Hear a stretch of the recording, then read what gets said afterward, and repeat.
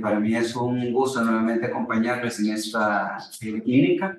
Ya tuvimos hace algunos meses nuestro primer contacto con los cambios de la norma ISO 15189 versión 2022. Y en esta oportunidad vamos a hablar de un tema que pudiera parecernos que no es tan frecuente o que es pues que no se da en el país. Vamos a hablar de los coccidios intestinales y justamente el subdiagnóstico que existe en nuestro país.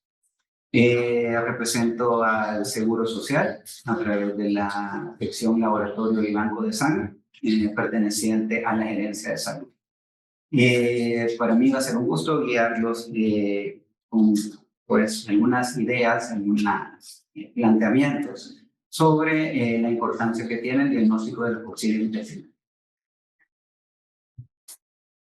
Vamos a comenzar un poco con la taxonomía.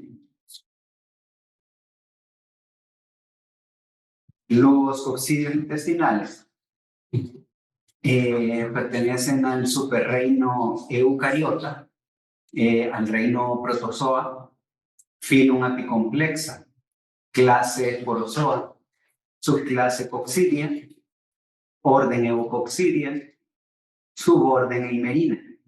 Hasta ahí, los tres coccidios que vamos a tratar comparten un tronco común. Tenemos por un lado la familia Eimérida, a la cual pertenecen los géneros Cyclospora y Cystoisospora.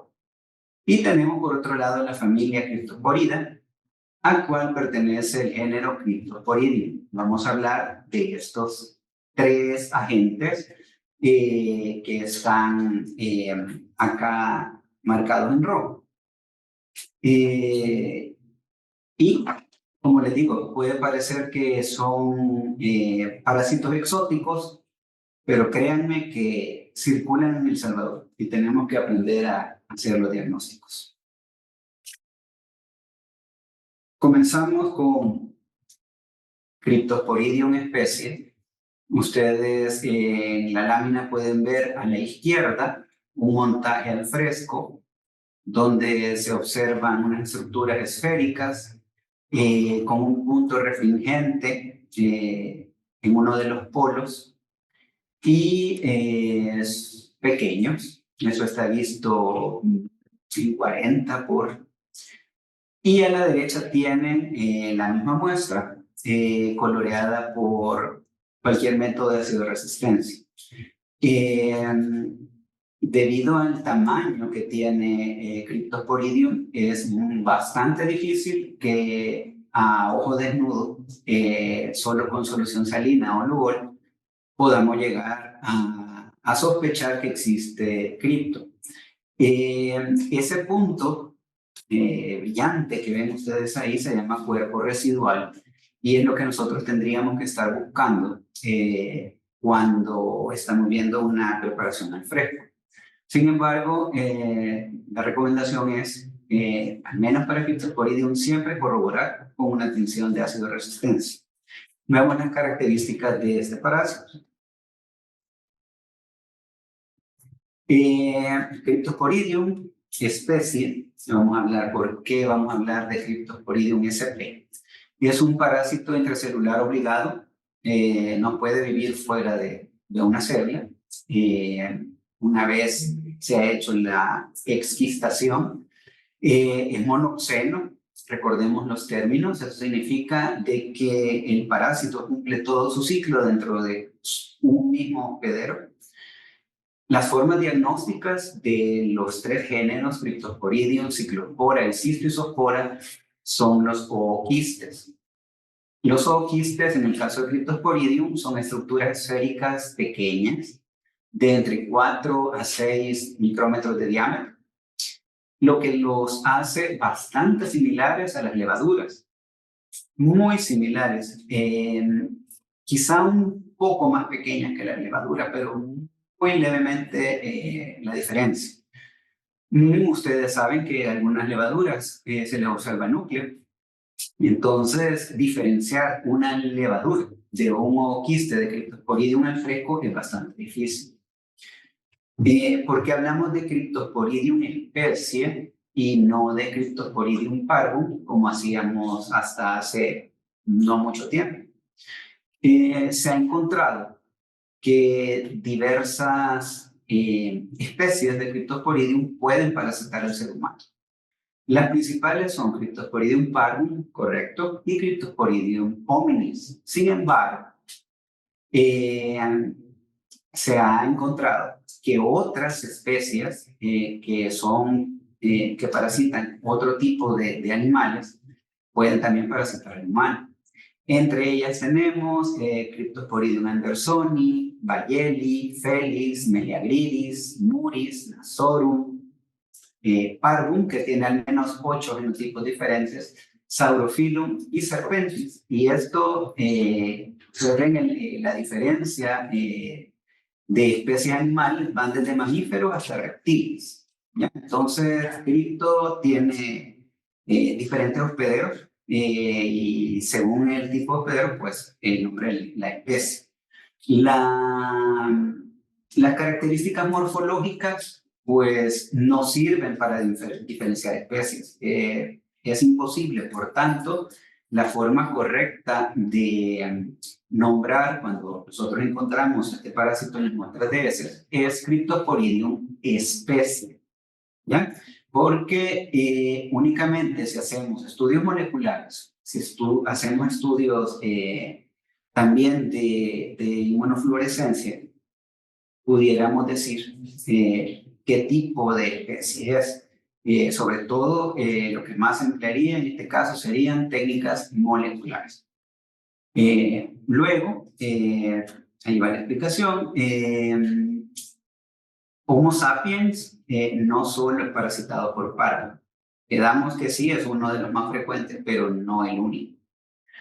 ¿Qué podemos hablar además de Cryptosporidium? Pues el parásito se caracteriza por tener una alta resistencia a todos los agentes desinfectantes, sobre todo a la lejía, que es lo que se usa en cualquier lugar para hacer una desinfección de material biológico. Por tanto, se ha encontrado que Cryptosporidium puede existir, vivir tranquilamente en piscinas. ¿Quién no se va a una piscina? Más con este calor que está haciendo, ¿verdad? Que bien cae un chapuzón. Pero esa piscina puede contener o quistes de Cryptosporidium porque resisten la cloración. Hay una epidemia muy famosa, la más famosa quizás de Cryptosporidium, se dio en Estados Unidos, en el estado de Milwaukee, en el año 1993. El problema ahí fue que hubo una filtración de agua contaminada con Cryptosporidium en una planta potabilizadora. Claro, la planta potabilizadora empleaba cloros.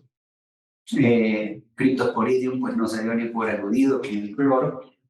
Y pues la epidemia de Milwaukee infectó aproximadamente a 100,000 personas. Se considera que el 25% de la población metropolitana de Milwaukee fue afectada. Fallecieron cerca de 60 personas.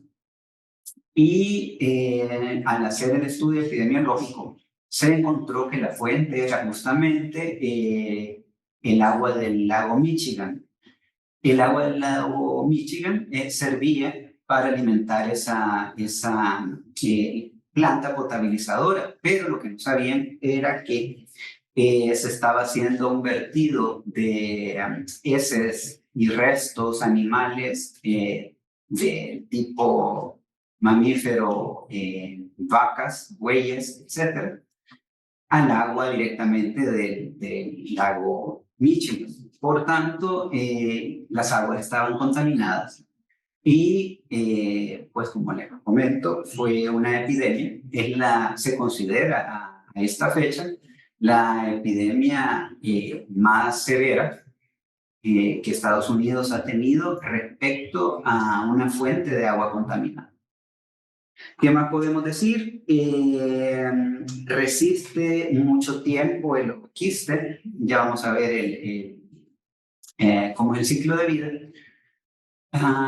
Hay dos tipos de oquiste, uno de pared delgada y uno de pared gruesa. El de pared gruesa le confiere mucha resistencia en el entorno. Entonces pueden pasar meses, incluso hay latentes, esperando el momento de la exquistación.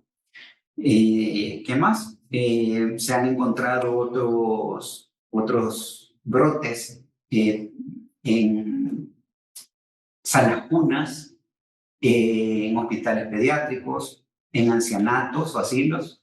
Y ustedes ven que la característica es que son pacientes con edades extremas, ¿verdad? Que tienen su sistema inmune debilitado.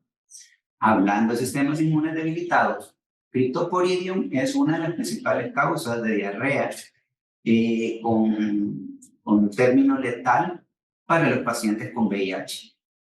En algunos países, como en España, por ejemplo, es mandatorio que todo paciente que tenga VIH positivo, que presente diarrea, se le haga una investigación de coccidios intestinales con la coloración de sin Nielsen modificado, Kim-Jung, cualquier técnica que sea ácido resistente, porque los coccidios presentan esa característica, son ácidos resistentes, pero variables. Algunos se colorean completamente de rojo, otros rosados, otros pueden permanecer transparentes, pero la acidoresistencia total o parcial es una de sus características eh, de los tres géneros de los que vamos a hablar. Entonces, tenemos acá el ciclo de Cryptosporidium especie. Comenzamos por la izquierda, bueno, al centro. Todo inicia con una persona infectada o ganado infectado. La principal fuente se considera que son los hatos de ganado. Y bueno, el ser humano o el ganado elimina ooquistes, que son las formas infectantes, al ambiente. Estos ooquistes tienen cierta particularidad que no comparte con ciclospora ni con cistoisospora. Los ooquistes de Cryptosporidium son infectantes una vez salidos del cuerpo humano. A diferencia de los otros géneros, no necesita esporular en el ambiente. Es infectante e inmediatamente sale del cuerpo. Entonces, esos ooquistes de pared gruesa se van al ambiente, quedan en el suelo, quedan en el agua, se lavan, se barren y van a alguna fuente con la que después se va a regar alguna planta comestible. Y luego, o se va a la piscina, incluso el CDC coloca aguas recreacionales. Y bueno, paciente, bueno, no es paciente en ese momento todavía. La persona ingiere con el agua, ya sea de tomar, agua recreativa o lo que sea. Ahí van sus ooquistes de pilón, ¿verdad? Entonces, ¿qué pasa luego que hemos ingerido los ooquistes de Cryptosporidium? La exquistación, o sea, la liberación o la apertura de ese ooquiste se da desde el estómago. Los ácidos gástricos, que sabemos, el pH tan bajo, luego llegarán a la parte de intestino con las enzimas pancreáticas, son proteolíticas, también pues el entorno que no es favorable, el ooquiste se rompe. Y al romperse, deja libres 4 esporozoitos que ya están vivos adentro de ese ooquiste.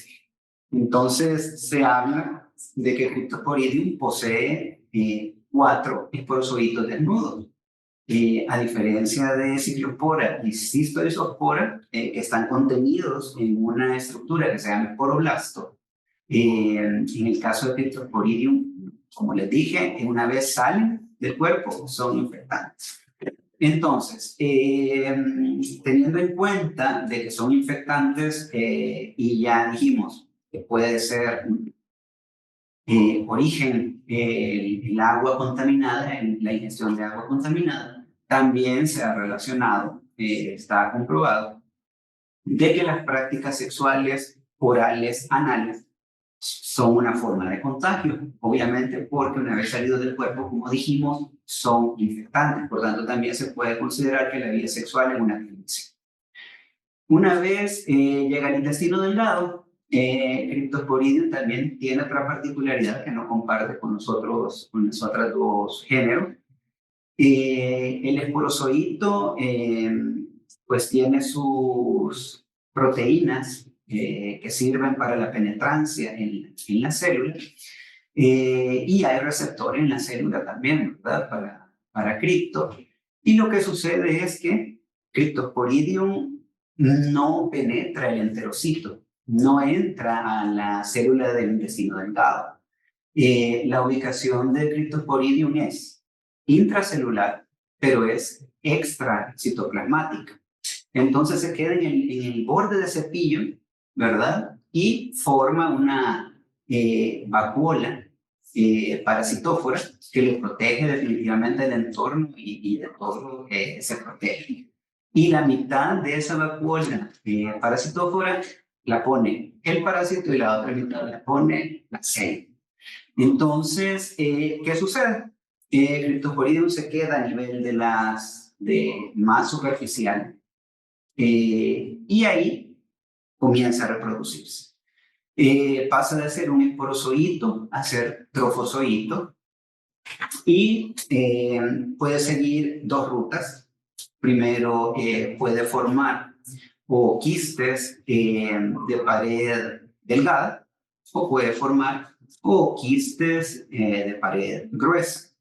Si sigue un ciclo asexual, es decir, no hay formación de gametos, el trofozoito se va a madurar a un meronte tipo 1 y que se va a contener dentro ese meronte varios merozoitos. Y esos merozoitos son infectantes. Entonces, lo que sucede es se forma un meronte tipo 2, ¿verdad? Que luego va a entrar al otro ciclo. Pero el meronte tipo 1 forma o quistes de pared delgada. Entonces, esos pues se rompen y son los factores clave para la autoinfección. Es decir, el paciente ya está parasitado, pero la autoinfección se sigue dando porque hay un ciclo adentro asexual que produce merozoitos infectantes o forman o quistes de pared delgada que se rompen dentro del intestino y siguen infectando nuevas células intestinales sin necesidad de ingerir más agua contaminada. Adentro del intestino, es decir, un ciclo de autorreplicación que asegura pues, la supervivencia del parásito. ¿Qué sucede si seguimos ya un ciclo sexual? Estos merontes de tipo 2 liberan los merozoides y se van a diferenciar en gametos, macrogametos y microgametos, serían los femeninos y los masculinos, o gameto macho o gameto hembra, y van a formar un cigoto. Ese cigoto posteriormente va a madurar y se va a formar un ooquiste con sus esporozoitos ya listos para infectar, ¿verdad? De pared delgada, ahí va otra vez más reinfección, o pared gruesa, que son los que se liberan al ambiente y justamente son las fuentes de contagios para otros seres humanos. ¿Qué es la patología? ¿Cómo es la patología por Cryptosporidium o criptosporidiosis? abanico de presentación de criptosporidiosis es bastante amplio. Todo depende del estado inmunológico de la persona. Mientras más comprometido esté el sistema inmune, la parasitación va a ser más intensa y los síntomas van a ser más graves. Por tanto, vamos a tener desde personas portadoras asintomáticas hasta personas que van a desarrollar un cuadro severo y que probablemente van a morir. En inmunocompetentes, la enfermedad está autolimitada, se queda a nivel de intestino, dura de 2 a 14 días, incluye una diarrea acuosa tipo cólera, ocasionalmente explosiva y fétida, con un promedio de 5 a 12 deposiciones al día. En estas evacuaciones y se ha hecho como que la medida del volumen que se elimina son casi 10 litros de diarrea por día. Entonces, si ese paciente no estuviera con un suero hidratándolo a chorro, ese paciente, pues, más de un día no va a durar, es imposible, con una diarrea de ese tipo. ¿Y por qué sucede esto de esta diarrea tan drástica? Recuerdan que mencioné de que los esporozoitos penetraban la célula, pero se quedaban a nivel de entre citoplasma y membrana. Lo que hacen es prácticamente borrar el borde de cepillo. Lo borran, las microvellosidades desaparecen, le quitan al intestino delgado la facultad de absorber nutrientes, ¿verdad? Agua, y pues se da una diarrea profusa, pero profusa preocupante. En niños, ustedes saben, los niños se deshidratan en 3 deposiciones, ya están deshidratados dependiendo de la edad. Y si estamos viendo acá que el agua puede ser una fuente de contagio, entonces hay que considerar los riesgos de qué se hace con qué tipo de agua le estamos dando a nuestros bebés, a nuestros ancianos, a nuestros pacientes inmunocomprometidos. Que si hay alguna solución o solo sentarnos a esperar que nos dé, no, el agua se puede hervir. Es la única forma de eliminar a Cryptosporidium, tomar agua hervida. Muchos recordarán con la epidemia de cólera allá por el 97, 1997, por ahí quizás muchos de ustedes no habían nacido. Con la epidemia de cólera, pues fue algo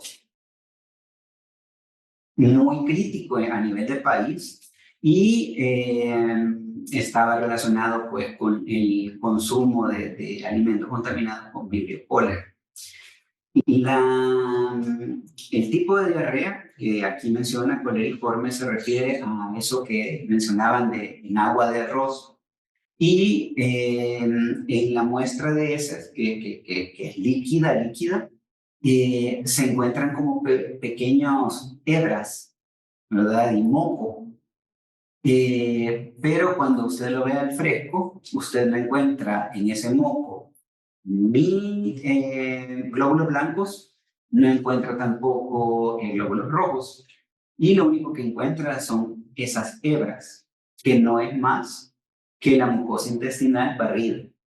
Y empieza a eliminarse. Entonces, eso que ustedes están viendo ahí realmente es epitelio intestinal. Entonces, ustedes comprenderán la gravedad de una infección por Cryptosporidium. En pacientes, por ejemplo, que tienen un recuento de linfocitos CD4 menor a 50 por microlitro, se considera una parasitosis fulminante. Son pacientes que no sobreviven a esa diarrea y fallecen, ¿no? Probablemente sin un diagnóstico adecuado, porque nunca se supo que era Cryptosporidium.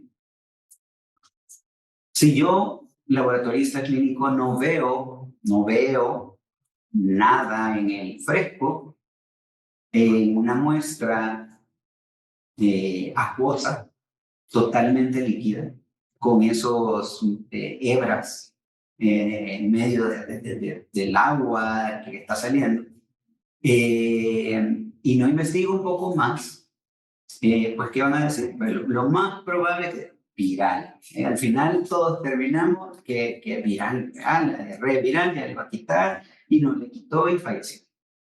Sí, vean, no solo tenía unas levaduras, pero ahí las reportamos. Probablemente no fueron levaduras, probablemente eran quistes de Cryptosporidium. Entonces, ya vamos a ver qué es lo que hay que hacer para el diagnóstico adecuado. Entonces, otra característica particular que tiene Cryptosporidium es que en los casos de personas que tienen el sistema inmune comprometido, sobre todo pacientes VIH positivo que están en una etapa SIDA, puede haber una enfermedad extraintestinal. Ya no se queda limitada al intestino, lo podemos encontrar en vesícula biliar, tracto respiratorio, en hígado, páncreas, lo que conlleva a morbilidades y mortalidades superiores. También se ha descrito en la literatura, está mencionada la infección broncopulmonar, y esto ha sido en un paciente que excretaba quistes de pared gruesa en cantidades industriales, hasta para regalar. Entonces, hay que tener en cuenta eso. No solamente podemos encontrarlo en pacientes inmunocomprometidos severamente, sino que también en lugares extras intestinales.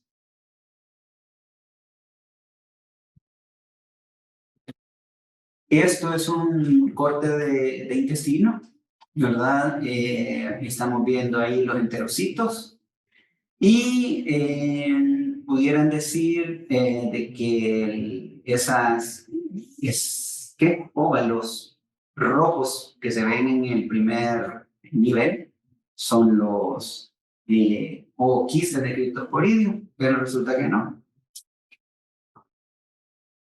Esas cositas pequeñitas que se ven en el corte, este corte es hematoxilina eosina. Eso que apenas se ve ahí es el quiste de Cryptosporidium. Esa es la localización, a diferencia de los otros dos que vamos a ver que sí está dentro de la célula. Ella está, Cryptosporidium, sus quistes se mantienen, como dije, intracelulares, pero extracitoplasmáticos protegidos por esa vacuola que ya mencioné.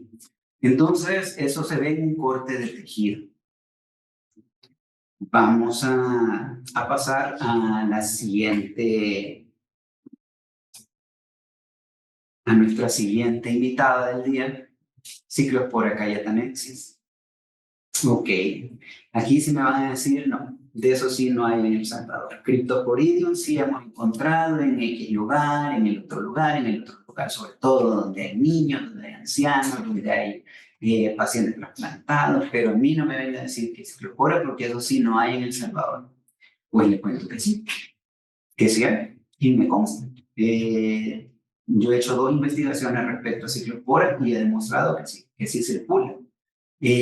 Tanto un estudio fue en el sector público y otro fue en el sector privado, con capacidades económicas completamente diferentes. Entonces, afecta por igual a personas que pueden tener, pues, no todas las medidas higiénicas adecuadas y personas que las tienen en extremo, y puede parasitar a ambos. A diferencia de Cryptosporidium, que se asocia más al inmunocompromiso, a edades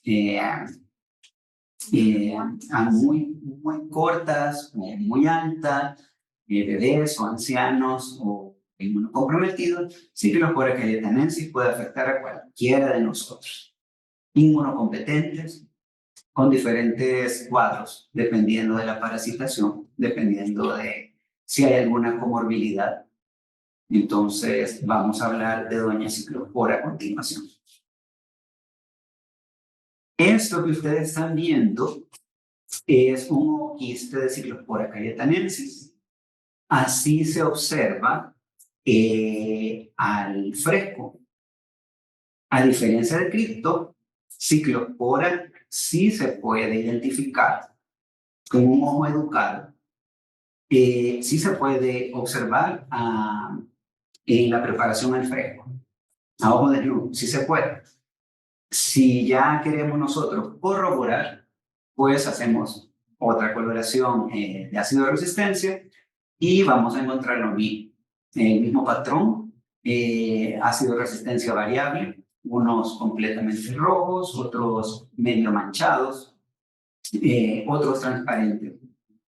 Pero esto es lo que vamos a encontrar, una estructura morular o una mórula, es una estructura esférica y con una mórula dentro, se le ve cualquier cosa, no es algo definido. Vamos a hablar del parásito en general y de su historia. Ciclospora cayetanensis recibe su nombre de la Universidad Cayetano Heredia, que fue donde se comenzaron a hacer las investigaciones sobre las características de este parásito. En algún momento se consideró que eran algún tipo de algas verde-azules y que lo que se veía dentro eran los cuerpos tilacoides justamente de las cianobacterias. Entonces se le llamó CLB en algún momento, cuerpos similares a cianobacterias, y así se reportaban. Sí es que se reportaban porque no se consideraba que fueran patógenos. Sin embargo, ya con la entrada de estudios moleculares, estudios pues más profundos, se encontró que no, que el filo no tenía nada que ver con las algas.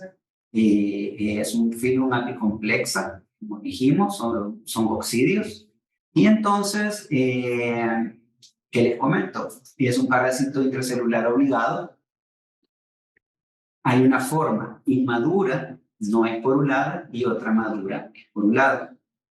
La forma inmadura, que es la que vamos a encontrar en las muestras de heces, no es refringente, y lo que se observa es esa estructura esférica con gránulos adentro, esa estructura morular, azul, verdoso, similares a los cuerpos, como así dijimos, de la cianobacteria.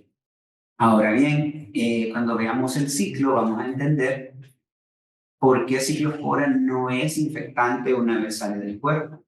Y vamos a entender el papel que juega el ambiente y el papel de los alimentos contaminados con aguas que contienen ooquistes de Ciclospora. Entonces, la forma diagnóstica en general de heces es ooquistes de estructura esférica de 8 a 10 micrómetros, hialinas, no refráctiles, morulares, y esa morfología observable en esas recién emitidas. Luego puede hacerse como compactado una sola estructura, o quiste, y adentro solo se ve como un núcleo, digamos. Por tanto, ¿con qué se suele confundir o con qué se suele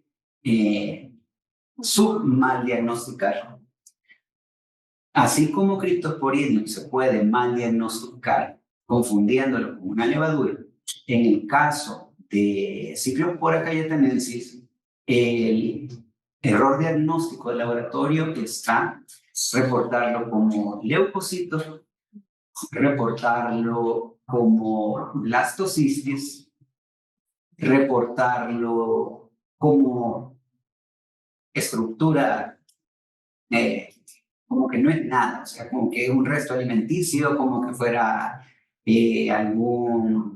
cualquier cosa menos un parásito. Porque lo ven muy pequeño, porque no saben adentro, yo no les cuento núcleo, entonces quizás no es nada, es que de hecho no tiene núcleo. De hecho, no tiene núcleos, no le van a contar núcleos. Entonces, encontrar una estructura esférica a la que se le ve una pared gruesa y con una masa adentro es muy sugerente, sino que diagnóstica de Cyclospora cayetanensis. Cyclospora cayetanensis sí es específica del ser humano, aunque puede infectar el género a otros mamíferos. Por ejemplo, Cyclospora cayetanensis parasita al Homo sapiens, Cyclospora cercopitheci a Cercopithecus aethiops, Colobus especie, que es otro tipo de mono, Cyclospora colobi, y Cyclospora papionis para Papio especie. Todos los 4 mamíferos, los 4 primates. Entonces, la única que sí es para Homo sapiens exclusiva es Cyclospora cayetanensis. No se le puede poner tampoco Cyclospora sp, y ese diagnóstico no es correcto. ¿Por qué? Porque este sí tiene especificidad de huésped. Entonces, Cyclospora cayetanensis es la forma correcta de reportar, o quiste de Cyclospora cayetanensis. Otra característica que tiene Cyclospora es la autofluorescencia. Cuando se coloca en un microscopio de luz fluorescente, puede mostrar una autofluorescencia azul o verde manzana, dependiendo de los nanómetros en los que se exponga el ooquiste, ¿verdad? La longitud de onda de la luz fluorescente que está mostrando el ooquiste. Entonces, me he encontrado en la práctica con algunos lugares, establecimientos, que me dicen, no se puede hacer diagnóstico al fresco, solo con ácido de resistencia.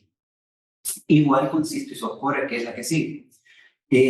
No se puede reportar y no se puede reportar, pues sí se puede reportar, usted puede verlo y lo identifica y puede corroborar con la coloración, ¿ya? Pero un ojo entrenado sí puede distinguir una Cyclospora cayetanensis. Ahora, ¿cuál es uno de los problemas que tenemos? En un montaje al fresco que es demasiado grueso, se nos va a pasar. ¿Sí? Porque se va a mezclar con los restos alimenticios, si hay coinfección con alguna otra cosa, pues nos va a pasar por alto y le vamos a prestar más atención a eso. También lo suelen diagnosticar como Endolimax nana. No sé de dónde, porque Endolimax tiene sus núcleos puntiformes, tipo Limax, entonces no hay forma que se pueda confundir. Sin embargo, como les digo, los diagnósticos diferenciales tendrían que ser leucocitos, blastocystis especie, estructuras alimenticias, restos alimenticios, y pues cualquier otra situación, Dolimax en este caso, he visto reportes de Dolimax cuando realmente es Cyclospora, y es muy importante que la tengamos en cuenta, porque su gran característica es que está asociada a la época lluviosa. Sí, la época lluviosa. ¿Y en qué época estamos ahorita? Ahorita de acá ya se está poniendo una tormenta, probablemente caiga en la noche. Entonces, en teoría, iniciamos en mayo, finalizamos en noviembre la estación lluviosa. Entonces, en ese largo lapso, vamos a tener más casos de ciclosporosis, vamos a tener más casos de diarrea. Pero lo que engloba el famoso mal de mayo, no solo es salmonela, no solo es cualquier otra patología, algo viral.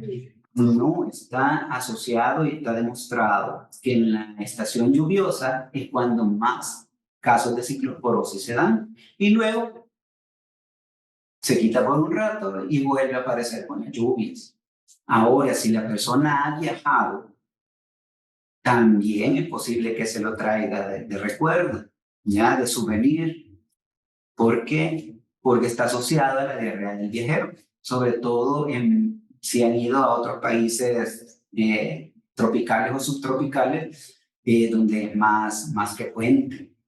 Entonces, El Salvador es un país que cuenta con ciclospora circulante, con Cryptosporidium circulante. Pero, ¿qué pasa con ciclospora? Veamos acá lo que sucede con el ciclo, que es completamente diferente al de Cryptosporidium. Aquí ustedes no ven a ningún animal que no sea Homo sapiens involucrado. ¿Ya? Entonces, ¿dónde inicia todo? Otra vez, de las heces humanas se excretan los ooquistes, con la diferencia, en este caso, los ooquistes no están esporulados. Los ooquistes no son infectantes, inmediatamente salen del cuerpo. Necesitan una esporulación en el ambiente. Ya usualmente se hace en el agua, ya, o en el suelo húmedo, y ahí sí, esporula, y luego nosotros, vía oral, nos ingerimos los ooquistes ya esporulados. Entonces, aquí no hay contaminación de persona a persona, no es posible, no hay contaminación sexual, no es posible, pero entran en juego los alimentos, y son ciertos alimentos. La mayoría de brotes que se han identificado alrededor del mundo están asociados a moras, zarzamoras, fresas, lechuga, albahaca, perejil, cilantro. ¿Qué tienen en común a las bayas? Las fresas, frambuesas y moras. Tienen todos esos huequitos, ¿verdad? Que visto al microscopio para ciclospora, pues son un abismo. Entonces se riegan estas plantas con agua contaminada, con los ooquistes ya por un lado, y muy tranquilamente nosotros nos los comemos en las frutas, en el agua, y se inicia el ciclo. Entonces, a diferencia de Cryptosporidium, ciclospora sí penetra en las células, sí penetra en el enterocito. Igual hace una vacuola parasitófora para protegerse, ¿verdad? Ya dijimos, mitad de la gente y mitad de la célula. Sí penetra en las células, se queda a nivel de citoplasma. Y luego ahí sucede nuevamente, ¿verdad? Meronte 1, meronte 2, cigoto, hasta que se produce un ooquiste no esporulado. Y al no estar esporulado, por eso cuando vemos en las heces se ve una estructura, una masa, ¿verdad? Que no está madura. Sin embargo, y es lo que podemos ver, que es lo que se ingiere allá, es un ooquiste con 2 esporoblastos, cada uno con 2 esporozoitos. Igual, Ciclospora cayetanensis tiene 4 esporozoitos como Cryptosporidium. Sin embargo, Cryptosporidium los tiene desnudo y por eso es infectante en cuanto sale del cuerpo. Ciclospora sale siendo no infectante, madura en el ambiente. Al madurar en el ambiente forma 2 esporoblastos que contienen cada uno 2 esporozoitos, que son los que van a infectar la célula y ahí sigue el ciclo.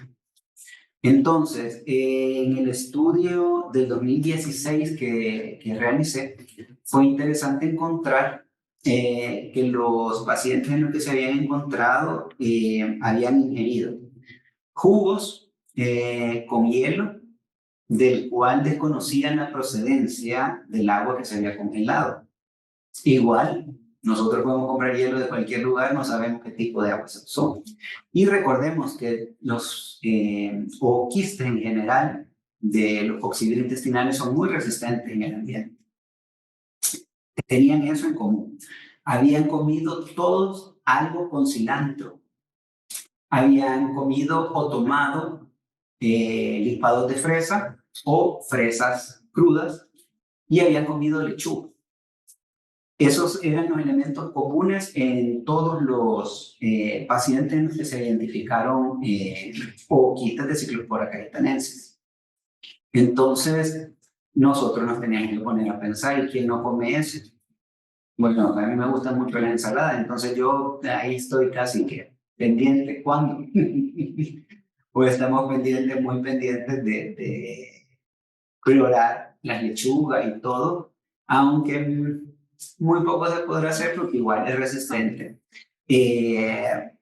Pero pendientes de eso, de dónde estamos comiendo ensaladas, qué tipo de agua se ocupó para lavarla, si es que la lavaron, ¿verdad? Porque puede ser que vengan, si la ven, solo le quitan las hojas de encima y ya se pica y vámonos para el plato. No. Todos estos alimentos tienen que desinfectarse con cloro o con yodo. ¿Ya? Entonces, porque son la fuente de contagio. No es de persona a persona, son los alimentos.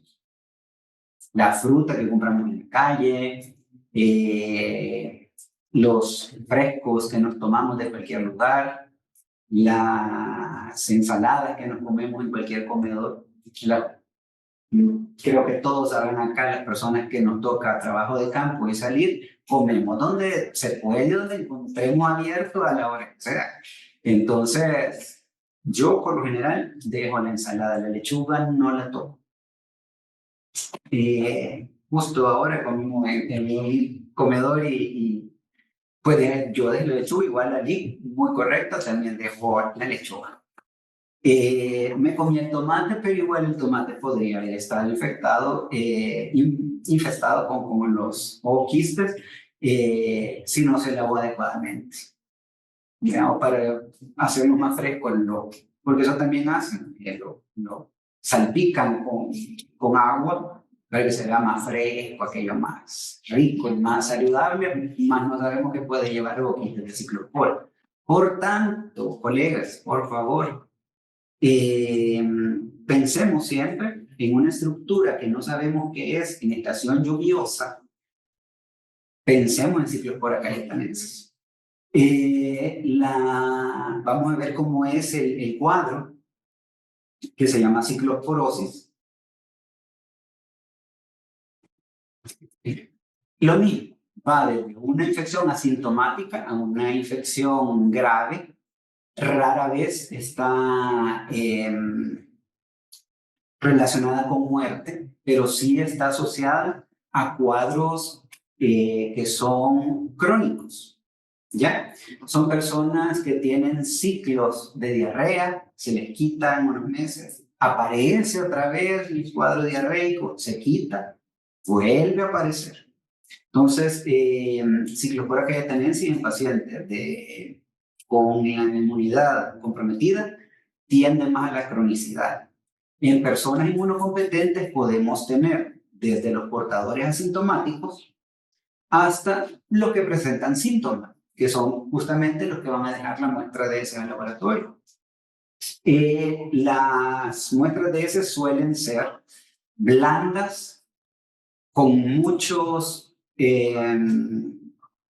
restos alimenticios macroscópicos y microscópicos, fétidas, con presencia de gas.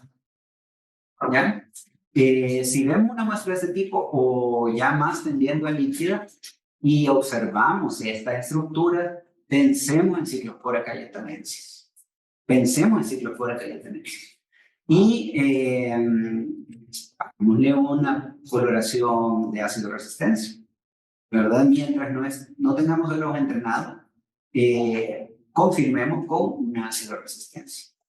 Entonces, en extraños casos, como siempre, los pacientes HIV tienen mayor riesgo de tener cuadros más complicados, a pesar de que es un patógeno intestinal primario, que se le ha encontrado en vesícula biliar causando colecistitis alitiásica. Pareciera que es un cuadro de colecistitis por cálculo, pero sacan la vesícula y está vacía, sana. Ahora, si se revisa, encuentran los ojitos de ciclospora. Vamos a ver cómo es. Otra cosa importante, perdón, en ciclospora. Es un cuadro muy difuso. Da como febrículas, da náuseas. Una cosa particular, duele un poco las articulaciones, duele un poco los músculos.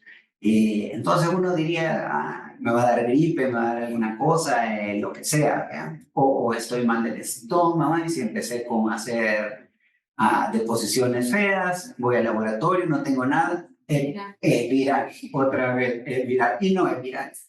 Es porque no estamos identificando lo que debe ser. Entonces, estos es un cuadro de otro corte histológico de intestino delgado, siempre las microvellosidades borradas, ¿verdad? Por tanto, hay síndrome de mala absorción, pero aquí ustedes no ven los puntitos arriba de los enterocitos. ¿Por qué? Porque les dije que ciclospora se mantiene en el citoplasma. Entonces, esos que ustedes ven ahí son los ooquistes en la vacuola parasitófora que lo protege. Ahí sí es intracelular. Vamos con la siguiente. La señora Scistoisospora belli, anteriormente conocida como Isospora belli, hace unos no tantos años atrás, fue reclasificada taxonómicamente en el género Scistoisospora. Es la única especie que parasita al ser humano, ¿ya? O sea, es específica de huésped. Así se ve al fresco. Se ve el ooquiste con un esporoblasto único o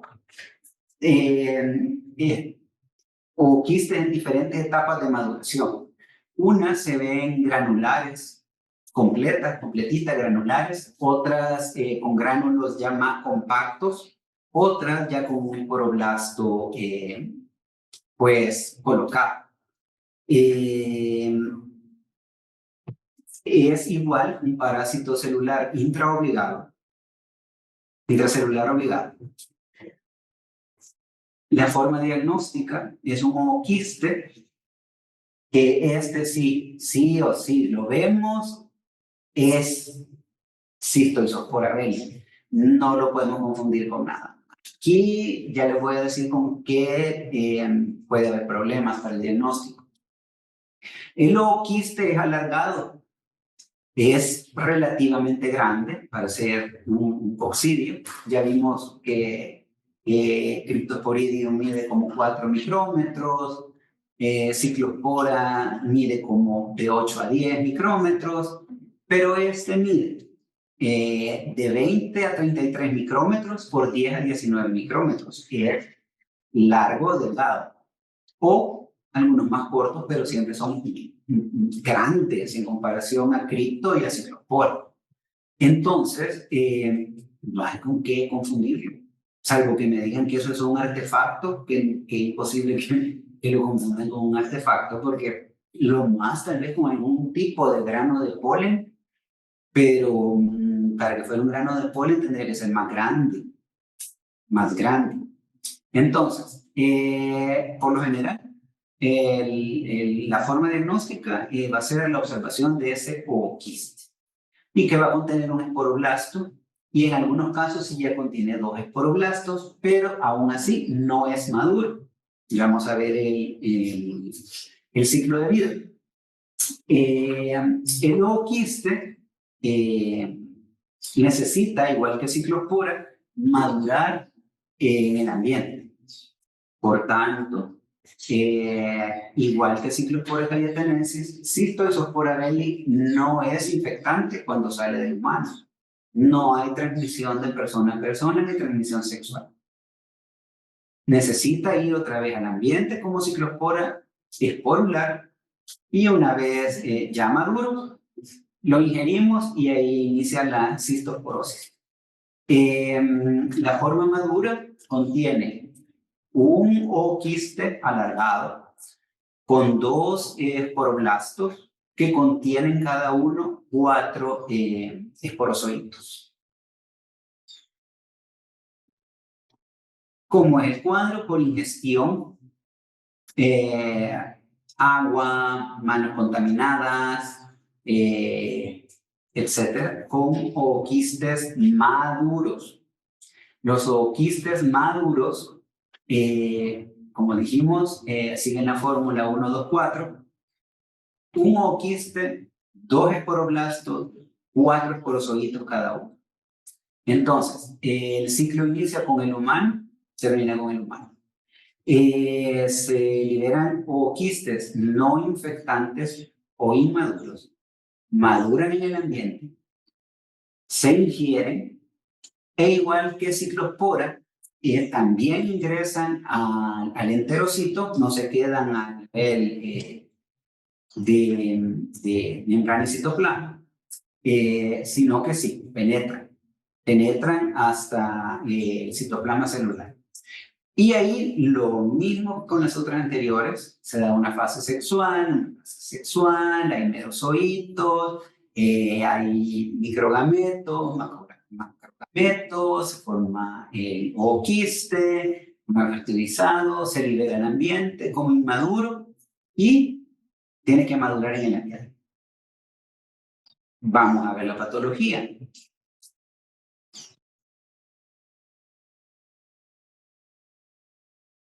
Cystospora belli es uno de los agentes que se consideran como marcadores de HIV. No, HIV en etapa SIDA. Un paciente HIV positivo a quien le encontramos ooquistes de Cystospora belli se considera marcador de ya etapa SIDA. Está distribuida por todo el mundo, aunque hay una leve tendencia que sea más frecuente en regiones tropicales y subtropicales, pero esto es más marcado con Cyclospora. Cystospora está en todos lados. Puede haber una parasitación en personas inmunocompetentes, no es muy frecuente, pero puede suceder en infantes o en ancianos. ¿Y cómo se presenta? Es una enfermedad diarreica severa. Se observa moco, no se observan leucocitos, tampoco sangre. Hay liberación de grasa, un síndrome de mala absorción, dolor abdominal, vómito, pérdida de peso. También las parasitaciones son prolongadas. Si no se atiende al paciente en etapa SIDA, puede morir. Puede morir porque la deshidratación es severa. Severa, igual o peor que criptosporidia. Ya. Entonces, se considera una enfermedad oportunista en los pacientes inmunocomprometidos, ¿verdad? Debido al desequilibrio electrolítico. Y los pacientes con SIDA, puede haber una enfermedad extraintestinal donde se involucran desde pulmones, hígado, a ganglios linfáticos, vías biliares, etc. Entonces, es nuestra responsabilidad como profesionales de laboratorio saber hacer el diagnóstico también de Cystospora belli. ¿Qué sucede? Aquí no es que lo vamos a confundir con otro tipo de parásito o comensal. Aquí el problema es cómo nosotros hacemos la observación al microscopio. Es una observación que yo suelo hacer cuando hacemos las inspecciones o evaluaciones a los diferentes centros. Yo no entiendo cómo los colegas pueden estar al microscopio viendo y no les duelen los ojos porque tienen a todo lo que da la luz del foco y están viendo orina y heces, sedimentos urinarios y heces. Y lo primero, cuando yo me siento, veo la preparación, le bajo el foco, pero me duelen los ojos, solo sentarme, no sé cómo aguantan todo un turno. ¿Qué va a suceder acá? Si lo estamos viendo con tanta luz, con el condensador abierto, a todo lo que da el diafragma y el condensador arriba, como que fuera para hematología, estas estructuras que son sumamente hialinas se van a pasar y no las vamos a ver. Entonces siempre les digo, bájenle un poquito, aunque sea la luz, y bajen el condensador, ¿verdad? Y cierren un poco el diafragma. Si no, nunca la van a ver porque la estructura es hialina, el boquista es sumamente hialino, muy bonito, es característico el verlo. O sea, ahí no hay donde perderse. Que también me digan que no solo es con coloración, pues no es solo con coloración, se puede diagnosticar Alfredo, porque esto no se confunde con nada.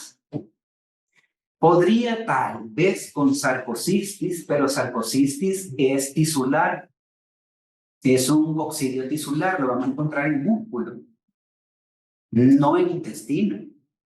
Entonces, si veo esto, no voy a pensar en sarcocistis, voy a pensar en cistoisospora. Entonces,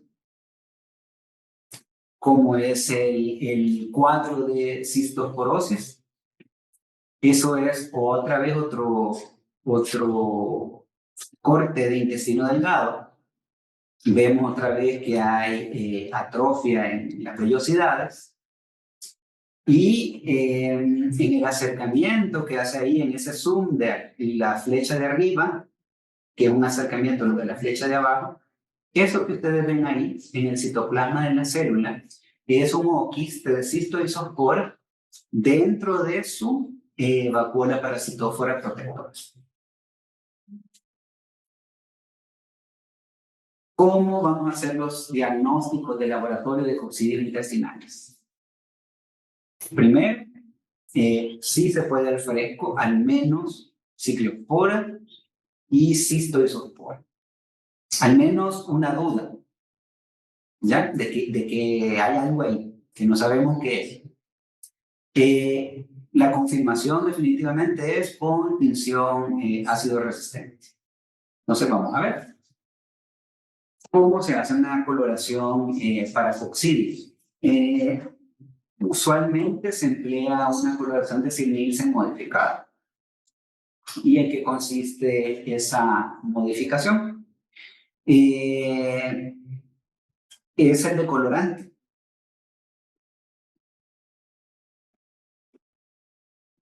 En lugar de emplear alcohol ácido, empleamos ácido sulfúrico al 2% o ácido clorhídrico al 2%. El frotis no tiene que ser muy grueso, tiene que poderse leer a través de él en un escrito. Se deja secar. Bueno, las muestras que son pastosas, blandas, porque sí puede haber quistes de ciclospora en esas pastosas, se homogenizan con salina, ¿ya? Se hace un extendido que se pueda leer como necesite. En las muestras líquidas, pues no es necesario, solo se toma donde haya moco, ¿verdad? Porque como sabemos, realmente ese no es moco, epitelio intestinal, se coloca, se deja secar, se fija con metanol y cuando esté ya el metanol se secó, se fija el calor. Luego usted procede como una vaciloscopía, decolora con ácido sulfúrico el 1 al 2%, lava con agua, contratiñe con azul de metileno, lava con agua y se deja secar a temperatura ambiente. No lo vayan a meter a la estufa para que seque más rápido, se deja secar a temperatura ambiente. Y luego buscamos con los objetivos secos para seco débil, seco fuerte, para verificar si hay alguna estructura resistente en los campos. Y luego ya nos vamos con el 100 por en el de inmersión para observar ya la estructura propiamente dicha, ya así cerca, ¿verdad? Y luego pues reportamos OFIS de Cryptosporidium especie, Cyclospora cayetanensis o Cystoisospora venus. Así que yo no tengo ácido sulfúrico para hacerlo, yo no tengo ácido clorhídrico, puede hacer como que una baciloscopía. Siga el mismo procedimiento. Yo hice la comparación de esta técnica con alcohol ácido y la técnica propuesta acá con solo ácido al 2%. Y la verdad que fue lo mismo. O sea, la ácido resistencia siempre se mantuvo. Kim Jong no se calienta porque tiene mayor concentración de fenol, por tanto la coloración es en frío. Pero si no tienen más que para hacer BK, para hacer baciloscopía, ocupe su set de baciloscopía. Ocupe. Lo que busca es la ácido resistencia. Solo fíjenlo bien, ¿ya? Porque si lo deja grueso y no lo fija, se va a correr. Luego, pues, se hace el reporte. Hay una técnica que es la recomendada para hacer un concentrado de coccidios intestinales. Y esto es se llama la técnica de Shida y no es más que una solución sobresaturada de azúcar de mesa con fenol. Se prepara con 530 gramos de azúcar en 1 litro de agua, 8 ml de fenol líquido, que sirve como preservante. Es casi un jarabe, ¿verdad? Entonces se coloca en un tubo de centrífugo 1 ml de las heces blandas o líquidas, o una suspensión si son pastosas, y luego se agrega la solución sobresaturada de azúcar hasta llegar casi al borde. Se tapa, se invierte para homogenizar, se centrifuga 2 minutos a 200 revoluciones por minuto y usted va a recoger el material flotante. Es un método de flotación, no es un método de precipitación. Entonces vamos a ocupar la parte superior. Lo puede usted tomar con una pipeta Pasteur y lo monta y lo revisa. Y de eso también se puede hacer una coloración. ¿Qué nos pasa en el país? Esto es una gráfica del corredor epidemiológico para enfermedades diarreicas agudas, realizada en esa dirección electrónica el 15 de agosto de este año, la semana pasada. Y si ustedes ven el año actual en la línea negra, pues estamos bajo la zona de seguridad y de éxito, estamos bajo la línea verde. No ha habido brotes de nada que haya sido epidémico de diarrea. En ese sentido, pues pareciera que todo está bien. Sin embargo, cuando nos vamos a la siguiente información, ojo que todo esto está en la página del ministerio. Esto es lo que está disponible al público. Entonces, ahí se hace una diferenciación de agentes causales. Y ahora están bacterias y virus. Está el adenovirus F humano, está astrovirus, está norovirus, rotavirus, y como bacterias, aeromonas, campylobacter, salmonella, shigella y E. coli enteropatía. Pero yo no veo por ningún lado a los coccidios. Entonces, creo que este espacio abre oportunidades de mejora para que todo el Sistema Nacional Integrado de Salud comience a identificar, porque sí existen, lo que pasa es que no lo conocemos. Existen, tómense el tiempo de investigar tómense el tiempo de que si tienen una duda, mándennos pues a las personas involucradas. Si quieren, mándenmelo a mí. Una foto, ustedes saben que ahora en el cel se puede tomar y mándenmela por WhatsApp y la revisamos. Y si yo no sé, la subimos al laboratorio de referencia o la subimos a la UES para que nos digan si eso o no es. La cosa es que tengan la duda. Eso, que tengan la duda de que sí es una ciclospora sobre todo. ¿Ya?